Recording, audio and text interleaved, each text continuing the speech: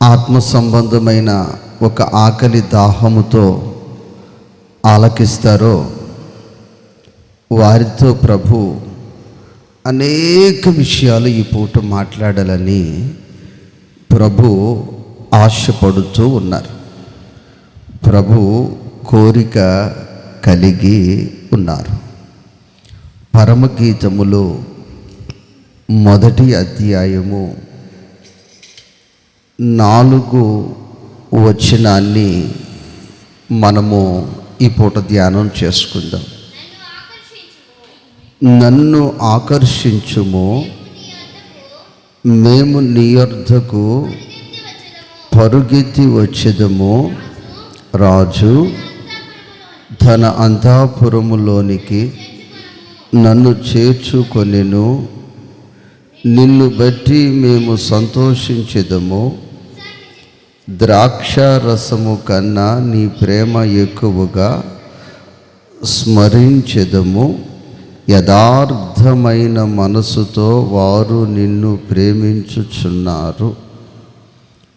ఈ పరమగీతములు అనగా ఇక్కడ 3 రకముల వ్యక్తులను మనము చూస్తూ ఉంటాం. ఒకటి, ప్రభువైన యేసుక్రీస్తు ప్రభువారు మాటలు ఇక్కడ కనిపిస్తూ ఉంటాయి. మరొకటి షూలమితి, అలాగే సంఘము కనిపిస్తూ ఉంటుంది. అయితే టోటల్గా చెప్పాలంటే ఇక్కడ సంఘము అనగా దైవ సేవకులు ఉంటారు, దైవ సేవకురాండ్లు ఉంటారు, సంఘ పెద్దలు ఉంటారు, సంఘ పెద్దమ్మలు ఉంటారు, చర్చిలో స్త్రీలు పురుషులు ఉంటారు. వీరందరూ కలిసి టోటల్గా వధువు సంఘము. అలాగా ఇక్కడ సంఘము మాట్లాడే మాట మనము చూస్తుంటాం పరమగీతాల్లో. తదుపరి షూలమితి మాట్లాడుతున్న మాటను మనము చూస్తాం. తదుపరి ప్రియుడైన ప్రభు మాట్లాడే మాట చూస్తాం. 3 మాట్లాడతారు. ఈ విషయాన్ని మీరు గుర్తుంచుకుంటేనే ఈ పరమగీతం అర్థమవుద్ది. లేకపోతే ఈ పరసంబంధమైన భాష ఎవరికి అర్థము కాదు. ఎన్నిసార్లు చదివినా నేను బైబిల్ చదివేశాను 6వసారి 8వసారి అని చెప్పుకుంటాం తప్ప ఇది అర్థము కాదు. నువ్వు శరీరానుసరమైన ఆలోచన, శరీరానుసరమైన అవన్నీ పక్కన పెట్టి నీవు పరసంబంధమైన ఆత్మ సంబంధముగా నీవు ఆలోచన చేసి ధ్యానము చేసి ఉన్నప్పుడే ఇందులో ఉన్న మాధుర్యాన్ని నీవు అనుభవించగలుగుతావు. దేవునికి స్తోత్రం, హల్లెలూయా. ఇక్కడ మనము గమనించి చూసినట్లయితే మొదటి మాట నన్ను ఆకర్షించుము అంటే సంఘము చెప్తుంది, సంఘ బిడ్డలు చెప్తున్నారు, వధువు సంఘము చెప్తుంది. ఏమనంటే నన్ను ఆకర్షించుము, నన్ను ఆకర్షించుము. ఈ పూట సంఘములో ఉన్న నీవు, యేసు రక్తము చేత కడగబడిన నీవు, ముంచట బాప్తిసం పొందిన నీవు దేవునితో ఎప్పుడైనా ఆయన పాదములు పట్టుకొని ఈ మాట నువ్వు చెప్పగలిగావా? అయ్యా నన్ను ఆకర్షించు ప్రభువా, నన్ను ఆకర్షించు ప్రభువా. నువ్వు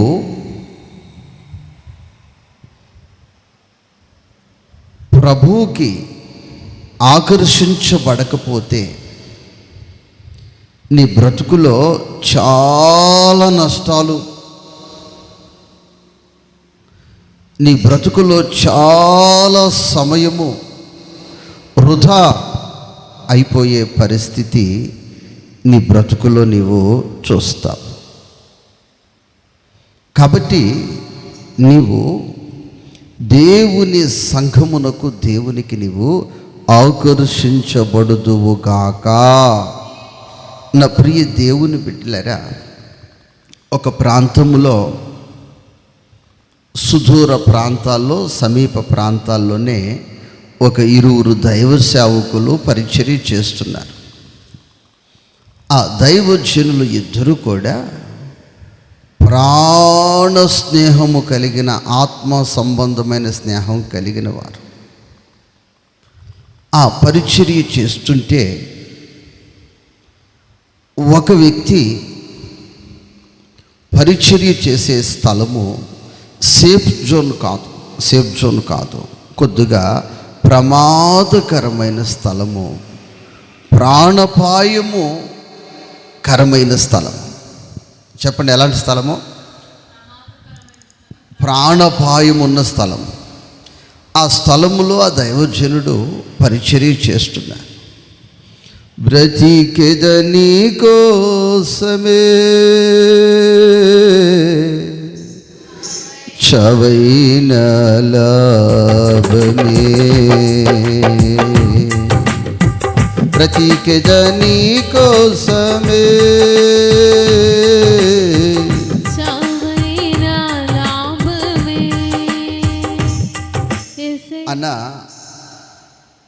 అన్న మార్గములో, ఆలోచనతో, ఆ వేలో, ఆ దర్శనములో ఆ దైవజనుడు పరిచయం చేస్తున్నాడు. ఈ సేఫ్ జోన్లో ఉన్న ఈ దైవజనుడు ఆ దైవజనుని కొరకు దేవారాత్ములు ప్రభు పాదాల దగ్గర కన్నీరు కార్చి ప్రార్థన చేస్తా ఉన్నాడు. ప్రభువా, ఆ దైవజనుడికి కావలసిన కాపుదల, ఆ దైవ సేవకునికి కావలసిన కృప అనుగ్రహించండి. ప్రార్థన చేస్తున్న దైవజనుడికి ఒక దర్శనం, ఒక రాత్రి. ఆ మరుసటి రాత్రి ఆ దైవజనుడు పరిచర్య ముగించుకొని ఇంటికొచ్చి ప్రార్థన చేసుకుని నిద్రపోతుంటే గుర్తు తెలియని దుండకులు దాడి చేసి చంపేశారు. కళ. వెంటనే ఈ సీక్రెట్, ఈ విషయాన్ని పేపర్ మీద రాసి, ఎక్కడ రాసి కీర్తన అమ్మా, ఒక పేపర్ మీద రాసి దాన్ని మడత పెట్టి ఒక సీల్ కవర్లో పెట్టి ఒక వ్యక్తికి ఇచ్చి ఈ కవర్ వెంటనే ఆ సేవకునికి పంపాలి, ఆ సేవకునికి చేసిరమ్మంటే ఈ వ్యక్తి ఇలా తడివి చూస్తే కానుకై ఉంటుంది అనుకుంటున్నాడు. ఏమై ఉంటుంది అనుకుంటున్నాడు? ఏదో నాకెందుకులే కానీ ఇద్దా. అయితే ఈ దైవజనుడు ఎలా చెప్పాడంటే, నువ్వు ఆలస్యము చేయక వెళ్ళాలి, త్వరగా వెళ్ళాలి, వెంటనే వెళ్ళాలి.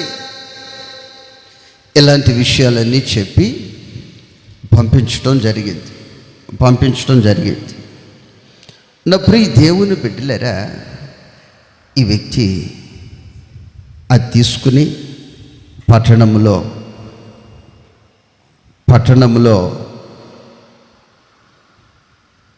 ఆ సుందరమైన నగరాన్ని చూసుకుంటూ వెళ్తా ఉన్నాడు. ఇంకా అటు పోస్టర్లు కనిపిస్తున్నాయి, ఇటు పోస్టర్లు కనిపిస్తున్నాయి, ఇటు అటు ప్రజలు కనిపిస్తూ ఉన్నారు, వెళ్ళిపోతూ ఉన్నాడు. ఇతడు నిలుచున్న మార్గంలో పాములోడు పాముని ఆడిస్తూ ఉన్నాడు. ఏం చేస్తున్నాడు? పాముని ఆడిస్తూ ఉన్నాడు. ఈ వ్యక్తి చేతిలో ఉన్న ఈ వార్త, ఈ కవరు, ఈ దర్శనం, ఈ సమాచారం నా దగ్గర ఉందని మరిచిపోయాడు. ఆ పాములాటకు ఆ వ్యక్తి ఆకర్షించబడ్డాడు. ఆకర్షించబడిన ఆ వ్యక్తి అక్కడ ఆగిపోయాడు. అతని ప్రయాణం ఆగిపోయింది. అతడు తీసుకెళ్ళవలసిన సర్వసత్యం అక్కడ ఆగిపోయింది. ఈ పాములోడు ఆడిచ్చి ఆడిచ్చి ఆడిచ్చి ఆడిచ్చి ఆడిచ్చి ఆడిచ్చి ఆడిచ్చి పాములు ఆడిచ్చి ఆడిచ్చి ఆడిచ్చి సమయం అయిపోయిన తర్వాత ఆ పాము తీసుకుని బొట్లో పెట్టి ఆ బొట్లో కాస్త మేతేసి ఒక గిన్నె పట్టుకుని అడుక్కుంటూ ఉన్నాడు. ఏం చేస్తున్నాడమ్మా? బాబు ధర్మం చేయండి, అమ్మ సహాయం చేయండి, అయ్యా సహాయం చేయండి, అయ్యా బ్రతుకు తెరువు కదా, నాకు సహాయం చేయండి అని ఆ పాములాట అయిపోయిన తర్వాత ఆ వ్యక్తి అడుక్కుంటూ ఉన్నాడు.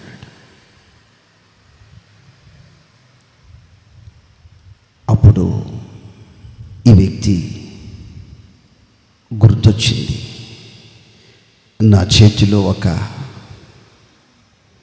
వార్త ఉన్నది, నా చేతిలో ఒక సమాచారం ఉంది, నన్ను ఒక వ్యక్తి పంపాడు, ఒక ప్రాముఖ్యమైన పనితో నేను బయలుదేరానని ఆ వ్యక్తి గుర్తొచ్చి పరుగు పరుగున వెళ్ళాడు.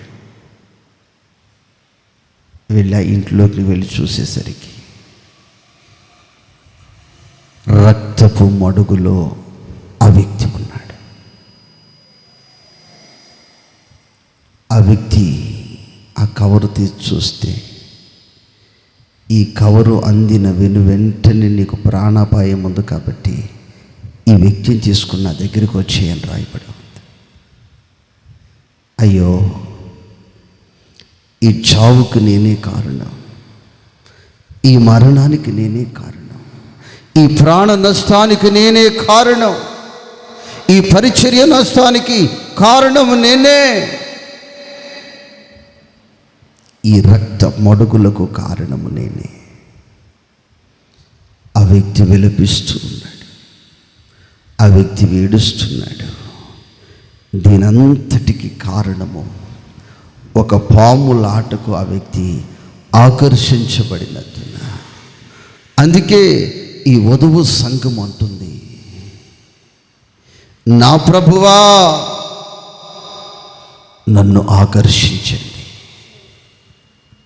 లోకములో దేనిని చూసి నా మనస్సు ఆకర్షించబడకూడదయ్యా, నా హృదయం ఆకర్షించబడకూడదయ్యా, నా కన్నులు ఆకర్షించబడకూడదయ్యా, నా జీవితము ఆకర్షించబడకూడదయ్యా. అయ్యా నన్ను ఆకర్షించండి, అయ్యా నన్ను ఆకర్షించండి. నా ప్రియ సహోదరి, నా ప్రియ సహోదరుడా, ఈరోజు నీ చేతిలో నీవు కలిగి ఉన్న సమాచారము చాలా విలువైనది, చాలా ముఖ్యమైనది, చాలా ఘనమైనది. నీవు నా ప్రభువుకి చాలా ముఖ్యమైన వ్యక్తివి.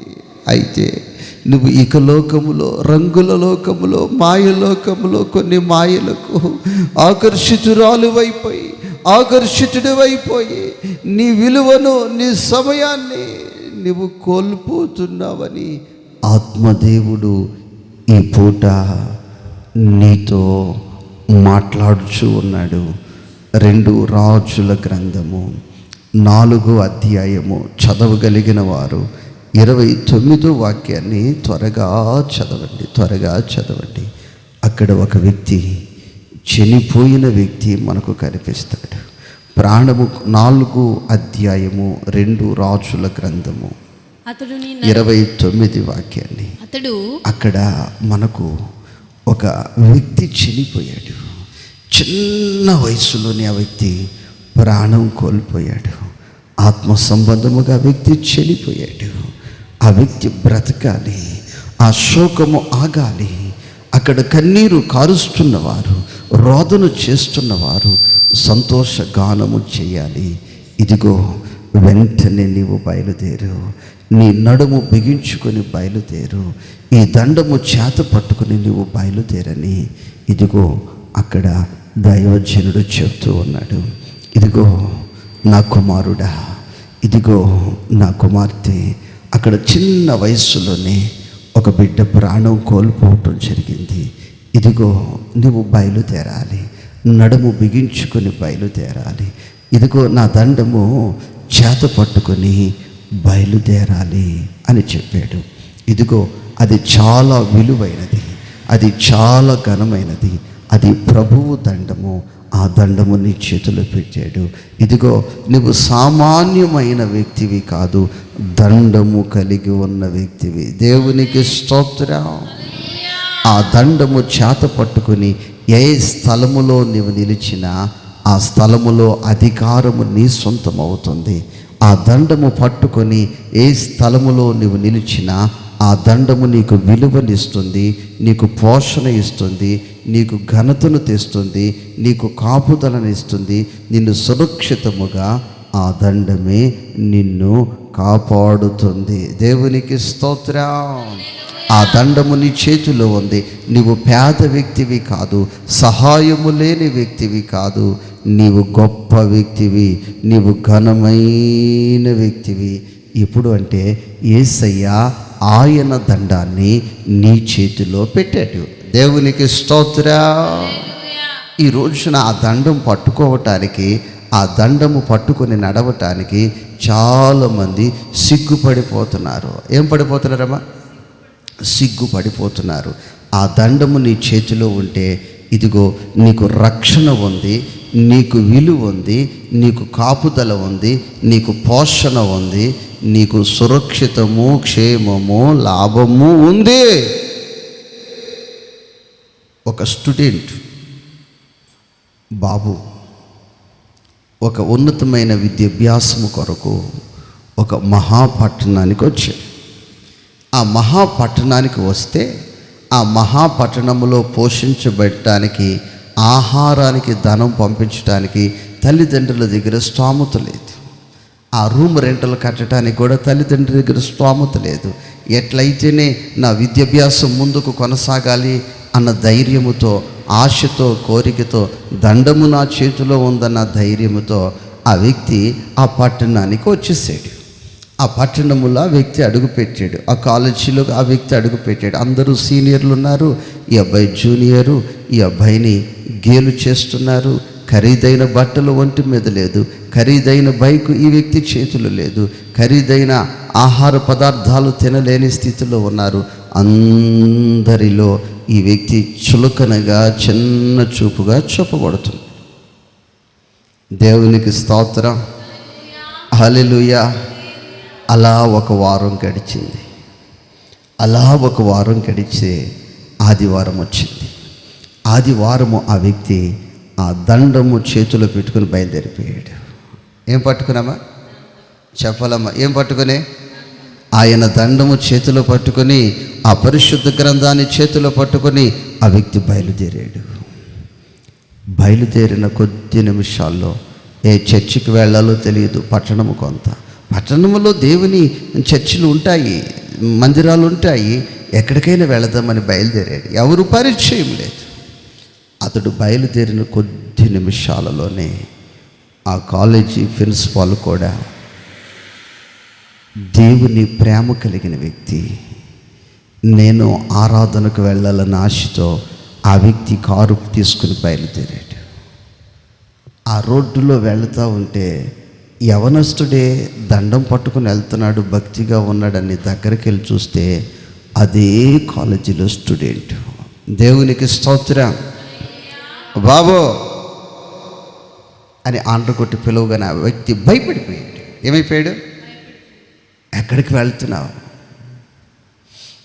నేనా సారు, ఆదివారం కదా, పబ్బుకి వెళ్తున్నాను, సినిమాకి వెళ్తున్నాను, షికారుకి వెళ్తున్నాను అని చెప్పలా.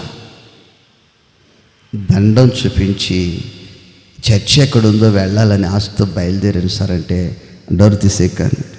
దేవునికి స్తోత్ర, హల్లెలూయా. ఆ చర్చికి తీసుకువెళ్ళాడు. ఆ చర్చిలో ఒక మూల కూర్చున్నాడు, వాక్యం అన్నాడు, ఆరాధన తెచ్చాడు. అంత అయిపోయిన తర్వాత ఆ వ్యక్తి కారు ఎక్కించుకొని తీసుకుని వచ్చేసాడు. ఆ ఇంట్లోనికి తీసుకుని వెళ్ళిపోయాడు. ఆ బిడ్డకు భోజనం పెట్టారు. ఆ బిడ్డతో ఆ ప్రిన్సిపాల్ ఫ్యామిలీ చెప్పింది ఏంటంటే, ఇక మీదట నువ్వు ₹1 ఫీజు కట్టనవసరం లేదు, ఎక్కడ నీవు ఉండనవసరం లేదు, ఇంట్లోనే మా ఇంట్లోనే భోజనం చేస్తామని చెప్పారు. దేవునికి స్తోత్రం. ఏ కులమో, ఎవరికి బంధువు, ఎవరికి రికమెండేషను, దండము చేతిలో ఉన్నందున కూడా చెప్పట్లా హల్లెలూయా, హల్లెలూయా. అంత విలువైనది, అంత ఘనమైనది ఆ దండము నా ప్రభువు నీకిచ్చాడు.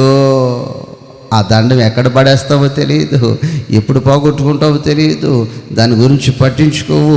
దాన్ని తీసి చదవాలన్న ఆశ కానీ, కోరిక కానీ, దాన్ని పట్టుకోవాలన్న ఉద్దేశం కానీ నీ బ్రతుకులో రాదు.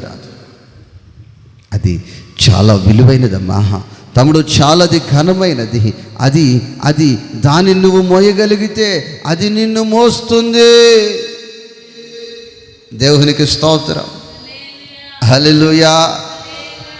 కాబట్టి నా ప్రియ దేవుని బిడ్డ, నా ప్రియ సహోదరి, నా ప్రియ సహోదరుడా, అయితే చెప్తూ ఉన్నాడు, నీకెవరైనా ఎదురుపడిన ఎడలా, నీకెవరైనా ఎదురుపడిన ఎడలా, నీకు ఈ దండము పట్టుకుని వెళుతుంటే ఎంతోమంది ఎదురవుతారు, ఎంతోమంది నీకు ఎదురవుతారు, ఎంతోమంది నీకు ఎదురవుతారు.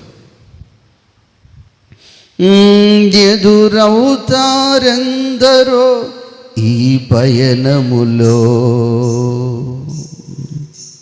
నిలిచేది ఎందరో నీ అక్కరలో, ఎదురవుతారెందరో నీ పయనములో, నిలిచేది ఎందరో నీ అక్కరలో,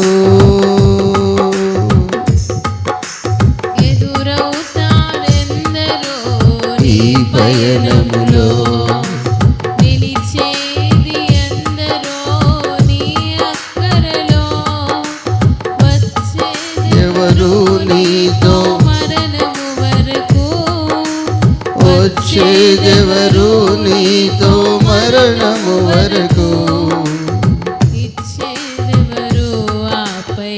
నా ప్రియ దేవుని బిడ్డ, ఎంతోమంది నీకు ఎదురవుతారు. స్త్రీలు ఎదురవుతారు, పురుషులు ఎదురవుతారు, బంధువులు ఎదురవుతారు, రక్త సంబంధికులు ఎదురవుతారు, పరిచయస్తులు ఎదురవుతారు, ప్రాంతము వారు ఎదురవుతారు. వారు ఏదో చెప్తారు నీకు, కానీ ఎంత సమయము నీ దగ్గర వాళ్ళు నిలుస్తారు అంటే వాళ్ళ అవసరము తీర్చబడినంత సమయం తప్ప ఎక్కువ సమయం నీ దగ్గర వాళ్ళు ఏమి ఉండలేరు, ఉండరు కూడా. కానీ నిన్ను ఒక ప్రాముఖ్యమైన పని నిమిత్తము నేను పంపుతున్నాను. చాలా చిన్న వయసులోనే ఆ వ్యక్తి ఆత్మ సంబంధముగా చనిపోయాడు, శరీరాశల చేత చనిపోయాడు, నేత్రాశల చేత చనిపోయాడు.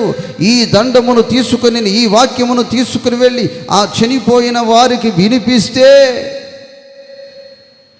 వారు ఆత్మ సంబంధముగా బ్రతుకుతారు. దేవునికి స్తోత్రం. వారు శరీరాశల చేత, నేత్రాశల చేత, లోకాశల చేత వారు చనిపోయారు. లోకానికి వాళ్ళు ఆకర్షితులైపోయారు, ధనానికి వాళ్ళు ఆకర్షితులైపోయారు, స్నేహానికి వాళ్ళు ఆకర్షితులైపోయారు, ఇక లోక ప్రేమలంటూ వాళ్ళు ఆకర్షితులైపోయారు. వారికి ఈ సత్యవాక్యమును, ఈ దండమును నువ్వు తీసుకుని వెళ్ళిస్తే వారు కూడా నాకు ఆకర్షించబడతారు. దేవునికి స్తోత్రం, హల్లెలూయా అని చెప్పి పంపిస్తున్నాడు. ఆ తర్వాత నీకు కొందరు మర్యాద చేసేవాళ్ళు కలుస్తారు. ఎవరు కలుస్తారు? మర్యాద చేసేవాళ్ళు. అక్కడ మనము గమనించి చదివినప్పుడు, ఎవరైనను నీకు నమస్కరించిన ఎడల వారికి ప్రతి మర్యాద చేయవద్దు. ఇక్కడ చూసినట్లయితే మర్యాద, ఇక లోక మర్యాద, ఈ ఇకలోక మర్యాద చొప్పున చాలామంది జీవితాలు పాడు చేసుకున్నట్లు, సాక్ష్యము పాడు చేసుకున్నట్లు, భక్తిని పాడు చేసుకున్నట్లు, ఆత్మీయ స్థితిని పాడు చేసుకున్నట్లు మనము చూస్తాం. అమ్మా, నిన్నటి ఆరాధనకు రాలేదు ఏంటంటే, ఏమండి వాళ్ళు వచ్చారు కదండి, మేము వెళ్ళాలి కదండి, మర్యాద అంటే నీవు జీవితము ఆత్మ సంబంధముగా అక్కడ ఎంత నష్టపోతున్నావు, ఆత్మ సంబంధముగా నువ్వు ఎంత క్షీణించిపోతున్నావో, ఆత్మ సంబంధముగా ఎంత నీ కుటుంబానికి రావలసిన ఆశీర్వాదాన్ని నువ్వు కోల్పోతున్నావో ఆలోచించలేక ఇకలోక మర్యాద చొప్పున నడిచి ఆ మర్యాదలో ఉండి ఎంతోమంది రాకడలో ఎత్తబడలేక ఆయన రాజ్యాన్ని స్వతంత్రించుకోలేని పరిస్థితులలో అనేక మంది ఉన్న పరిస్థితి. అందుకే ఈ సంఘం అంటున్నమాట, అయ్యా నన్ను ఆకర్షించండి. ఎవరైతే యేసయ్యకు ఆకర్షించబడి ఉంటారో ఇకలోక మర్యాద చొప్పున ఎవరు ఎదురుపడినా ఇంకా నాకు యేసే కావాలి అంటారు. ఏమంటారు? ఎవరేమన్నా నాకు యేసే కావాలి, ఏదేమైనా యేసయ్యా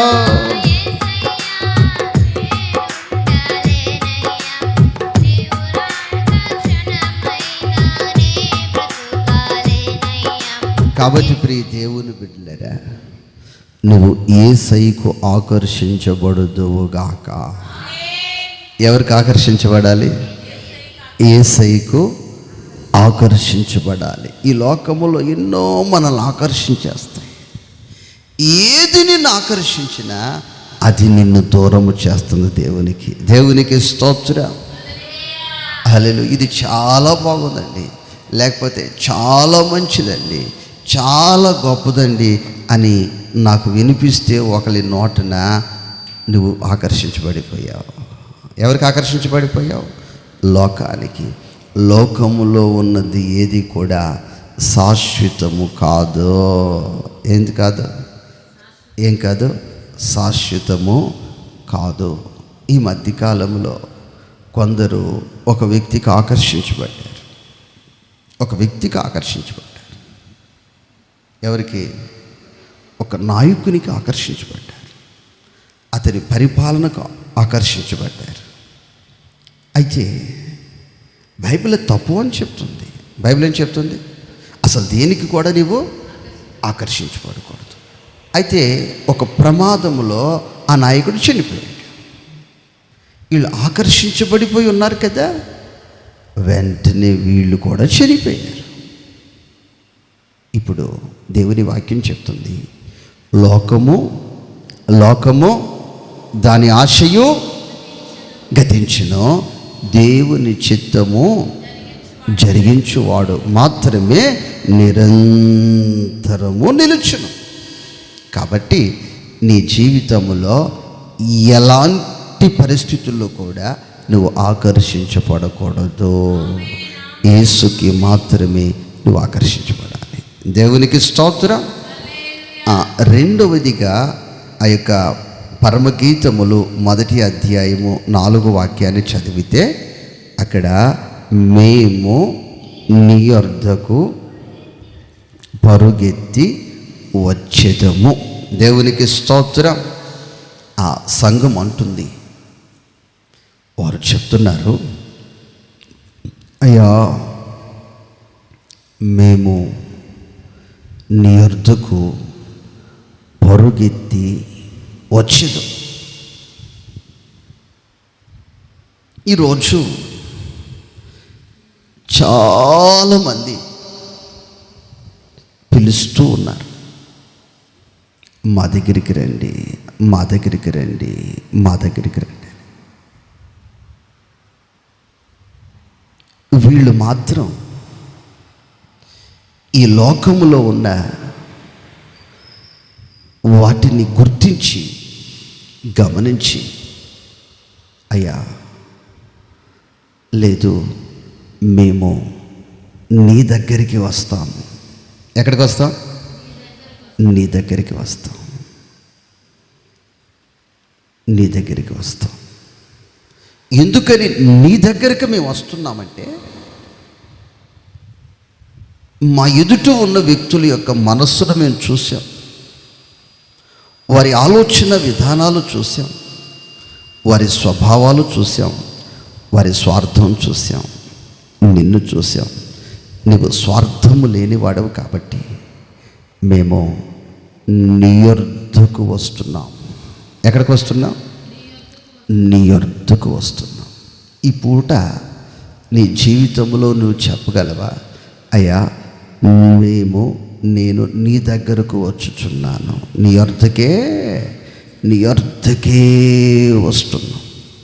ఎందుకనంటే నీ జీవితంలో ఏమి అవసరమో, నీ జీవితంలో నీకు ఏది కావాలో అది ఆయన యొద్ద దొరుకుతుంది. దేవునికి స్తోత్రం, హల్లెలూయా. ఎలా వస్తున్నారు అంటే, నెమ్మదిగా వస్తున్నాము అనట్లేదు, వాళ్ళు పరుగెత్తుకొని వస్తున్నాం, ఆలస్యము చేయక వస్తున్నాం. యేసు నిన్ను పిలచుచుండే, ఆలస్యము నీవు చేయకుమా. యేసు నిన్ను పిలచుచుండే, ఆలస్యము నీవు చేయకుమా. యేసు పిలిచాడు. ఇక ఆలస్యము చేయక, ఇక తడువు చేయక, ఎలా నీవు రావాలి అంటే పరుగెత్తుకొని పరుగెత్తుకొని పరుగెత్తుకొని పరుగెత్తుకొని వచ్చేదము. దేవునికి స్తోత్రం చెప్పాలి. ప్రభు దగ్గరికి ఎలా రావాలి? పరుగెత్తి పరుగెత్తి ఆలస్యము చేయక ప్రభువు దగ్గరకు వచ్చే వ్యక్తివై ఉండాలి. యేసు ప్రభు రొట్టెలు పెట్టాడు, చేపలు పెట్టాడు. ఎక్కడికైనా వెళితే 2 చేపలు పెట్టి 4 రొట్టెలు వేసి పంపిస్తారు, కానీ యేసు ప్రభు మాత్రం తినగలిగినన్ని రొట్టెలు పెట్టాడు, తినగలిగినన్ని చేపలు పెట్టాడు. అందుకే వాళ్ళు యేసు ప్రభు దగ్గరే ఉన్నారు. ఎక్కడున్నారు? ఎందుకున్నారంటే యేసు ప్రభు దగ్గర ఉంటే తినగలిగినన్ని చేపలు ఎక్కడుంటే, అవునా కదా, తినగలిగినన్ని చేపలు. దేవునికి స్తోత్రం.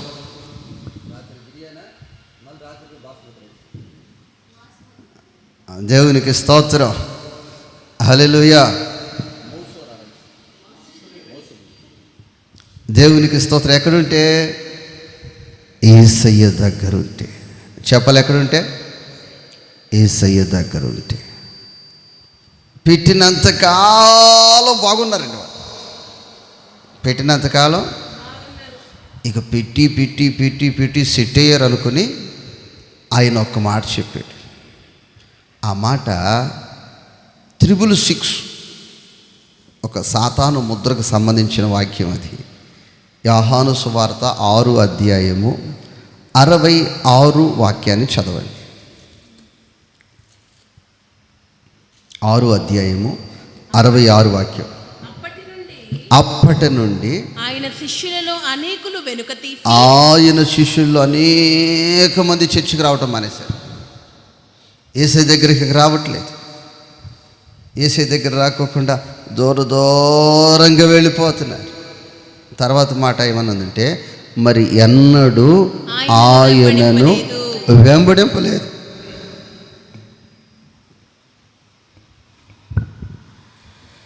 ఇక ఆయన దగ్గరికి పోవట్లేదు. ఎందుకని పోవట్లేదు అంటే, వాళ్ళు అంటున్నారు, యేసయ్య కఠినమైన మాటలు చెప్తున్నాడు. ఏం చెప్తున్నాడు?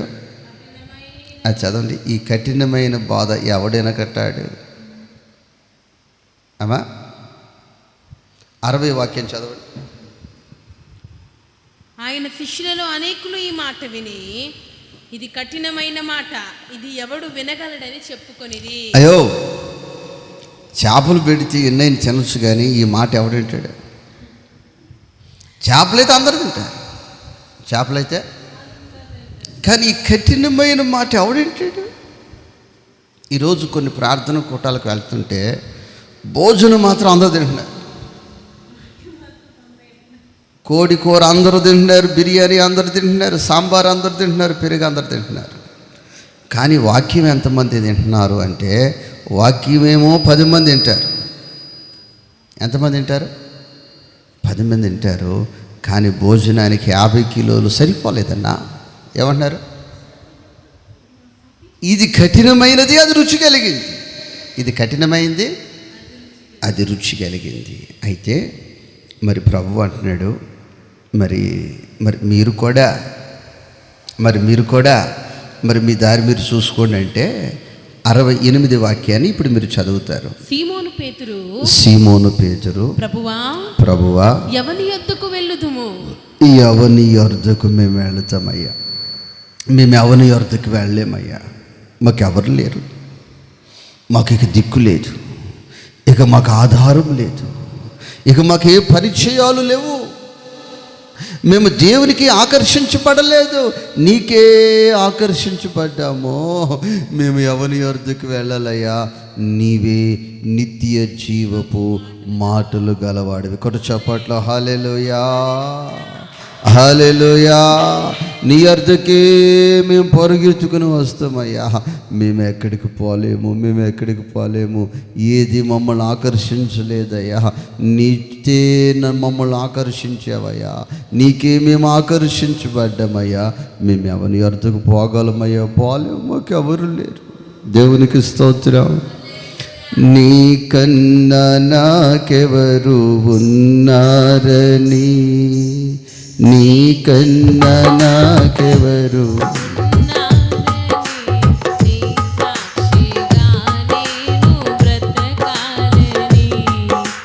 నీ సాక్షిగా నేను బ్రతకాలని, నీకన్నా నాకెవరు,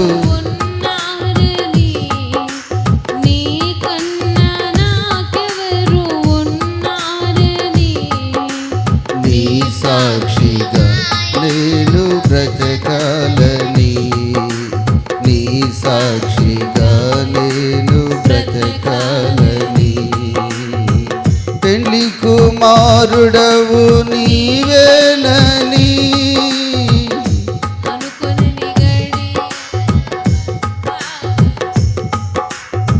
పెళ్లి కుమారుడవు నీవేనని, వెలుగుచున్న దివిటీని నేనేనని. పెళ్లి కుమారుడవు నీవేనని, వెలుగుచున్న దివిటీని నేనేనని. కళంకమే లేని కన్యకనై ప్రియుడా నీలో కలవాలని.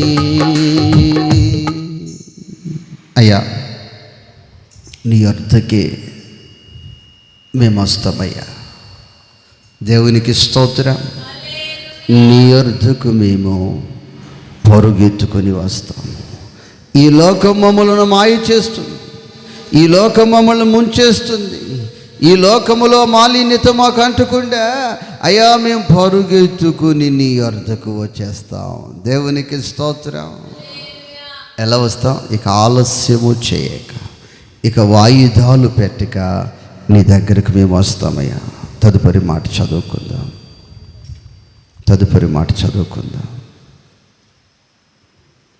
రాజు 4 రాజు తన అంతఃపురములోనికి నన్ను చేర్చుకొనెను. దేవునికి స్తోత్రం.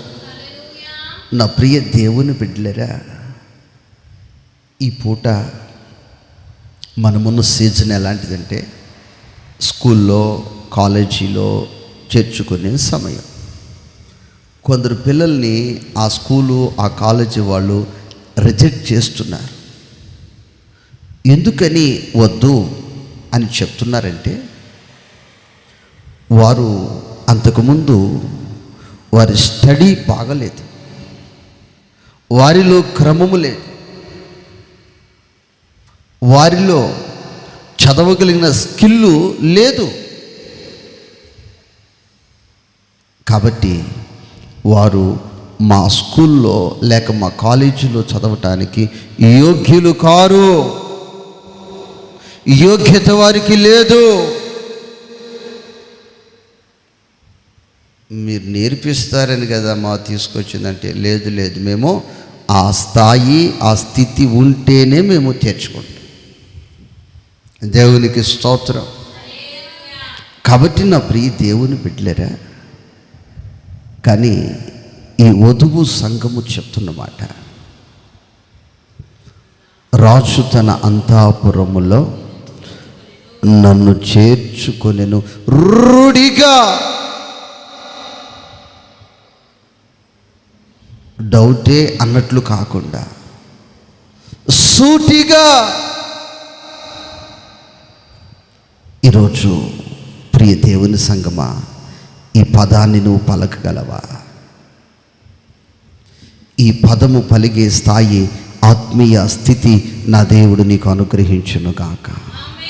నీవు లోక స్నేహాలకి ఆకర్షించబడకుండా, లోకములో ఉన్న వాటికి ఆకర్షించబడుకోకుండా, శరీరాశలకు ఆకర్షించబడుకోకుండా, నేత్రాశలకు ఆకర్షించబడుకోకుండా, నా యేసుకు మాత్రమే నువ్వు ఆకర్షితుడివైతే, ఈ లోకములో ఉన్న వాటి కొరకు నువ్వు పరుగెత్తకుండా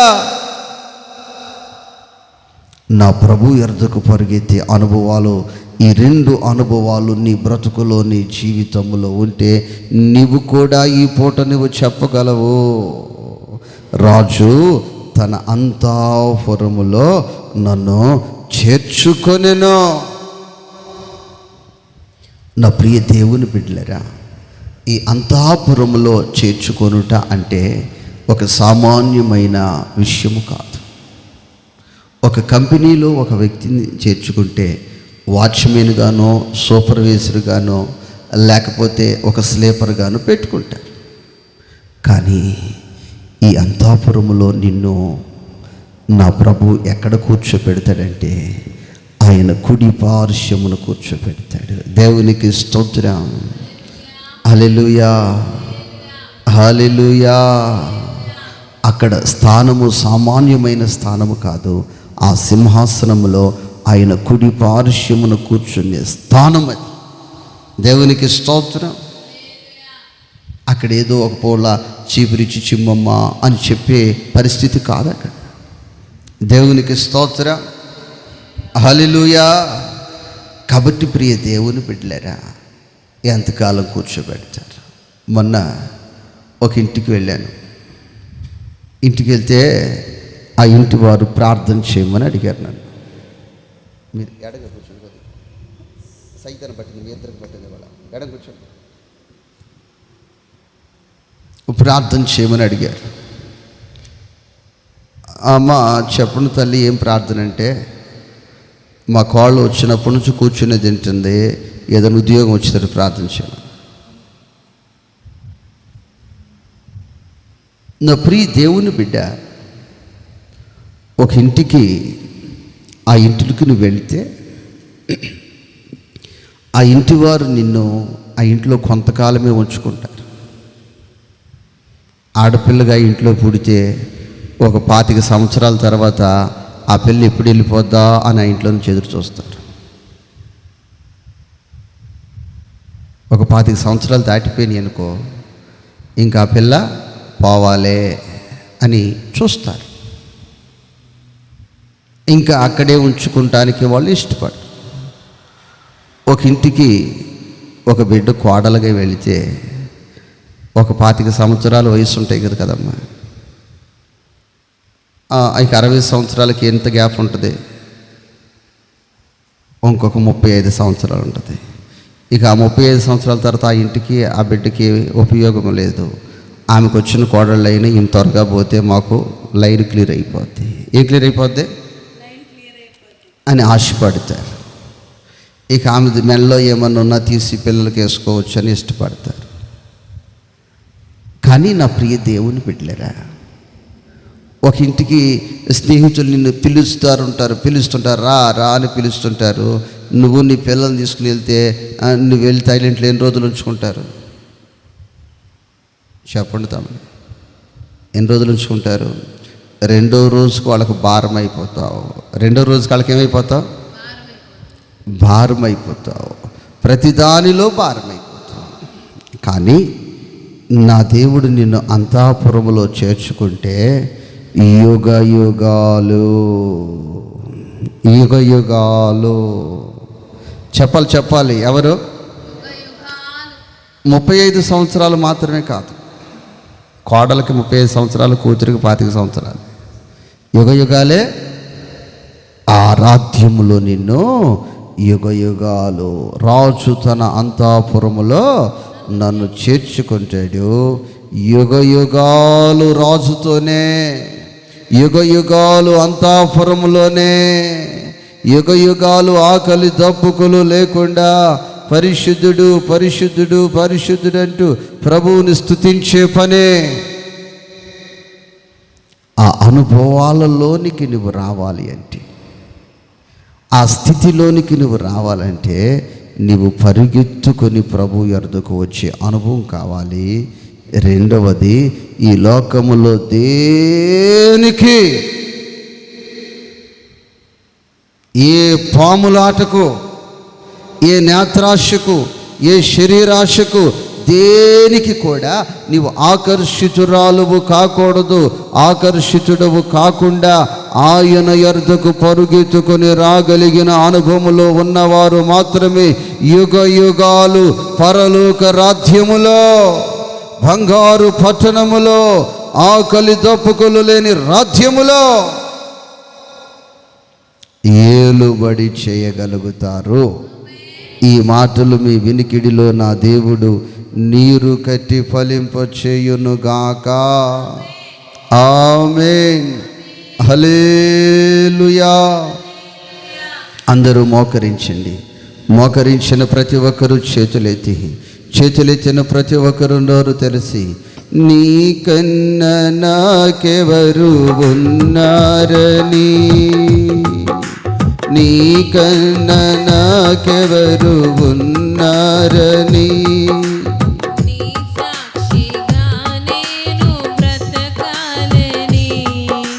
నీ సాక్షిగా నేను బ్రతకాలని. యేసు రాజా నీ మహిమ నాలో ఉండని, యేసు రాజా నీ కొరకు నన్నే బ్రతకని. యేసు రాజా నీ మహిమ నాలో ఉండని, యేసు రాజా నీ కొరకు నన్నే బ్రతకని. ఏ స్థితిలో నేనుండినా, ఆ స్థితిలో నీతో గడపాలని. ఏ స్థితిలో నేనుండినా, ఆ స్థితిలో నీతో గడపాలని. నీకన్నా నాకెవరు ఉన్నారని, నీకన్నా నాకెవరు ఉన్నారని. నీ సాక్షిగా నేను బ్రతకాలని, నీ సాక్షిగా నేను బ్రతకాలని. యేసు రాజా నీ మహిమ నాలో ఉండని. యేసు రాజా నీ కొరకు నన్నే బ్రతకని. నా యజమాని యజమానుడవు నీవేనని అనుకొని గడియలో వస్తావని, నా యజమానుడవు నీవేనని అనుకొని గడియలో వస్తావని, నీకన్నా నాకెవరు ఉన్నారని. అవునయ్యా, నీకన్నా నాకెవరు ఉన్నారని, నీ సాక్షిగా నేను బ్రతకాలని, నీ సాక్షిగా నేను బ్రతకాలని. ఆయన సన్నిధులు అందరూ మోకరించి, ప్రభువా నన్ను ఆకర్షించండి ప్రభువా, నీ అర్ధకు పరుగెత్తుకొచ్చే అనుభవాలు నాకు కావాలి తండ్రి. ప్రార్థన చేసుకుందాం, ఈయన వాక్యాన్ని బట్టి ప్రార్థన చేసుకుందాం. అంతాపురములో యుగ యుగాలు నువ్వు ఏలుబడి చేయాలని, అంతాపురములో యుగ యుగాలు ఏలుబడి చేయాలని వినిన వాక్యమును బట్టి ప్రార్థన చేద్దాం. పరిశుద్ధుడా రీకా బోరాలో తీరాలబా నీకు స్తోత్రాలు. హల్లెలూయా. నన్ను ఆకర్షించండి అయ్యా, మమ్మలను ఆకర్షించండి ప్రభువా.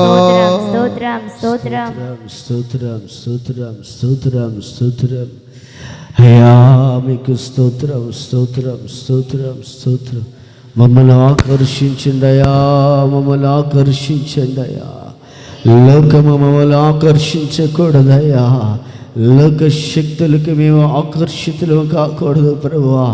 ఈ లోకములో ప్రభువా నీకు మాత్రమే, నీ ప్రేమకు మాత్రమే, నీ కృపకు మాత్రమే, నీ సిలువకు మాత్రమే, నీ మందిరానికి మాత్రమే, నీ పరిచర్యకు మాత్రమే మేమందరము ఆకర్షితులం అవ్వాలయా. యేసయ్యా కృప చూపండి, కృప చూపండి అయ్యా. నీ ఎద్దుకు మేము పరుగెత్తుకుని వచ్చేవారముగా, మేము పరుగెత్తుకుని వచ్చేవారముగా నీ కృపనివ్వండి ప్రభా. అయా ప్రతి విషయంలోనూ ప్రభా వేగరవేని ఎద్దుకు వచ్చేవారుగా మమ్మల్ని మార్చండి ప్రభా. మీకు స్తోత్రాలు స్తోత్రాలు చెల్లిస్తున్నాను ప్రభా. ఇంతైనా నీవు